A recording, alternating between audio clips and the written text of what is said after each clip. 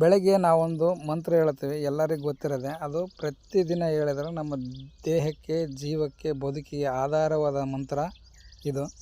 ಕರಗ್ರೆ ವಸತಿ ಲಕ್ಷ್ಮಿ, ಕರ ಮಧ್ಯೆ ಸರಸ್ವತಿ, ಕರಮೂಲೆ ಸೀತಾ ಗೌರಿ, ಕರದರ್ಶನಂ.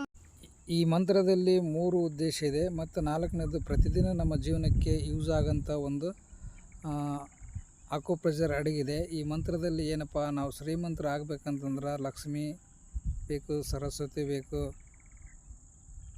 ಮತ್ತು ನಮಗೆ ಸೀತಾಗೌರಿಯಷ್ಟೇ ಪವಿತ್ರವಾಗಿರಬೇಕಾದಂಥ ನಮಗೆ ವಿಲ್ ಪವರ್ ಬೇಕು.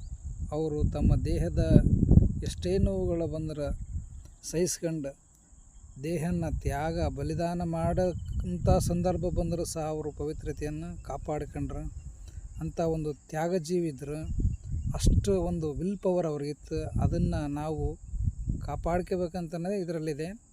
ಇನ್ನೊಂದು ಲಾಸ್ಟ್ನೇದು ಕರದರ್ಶನಂ ಅಂತಂದರೆ, ನಾವು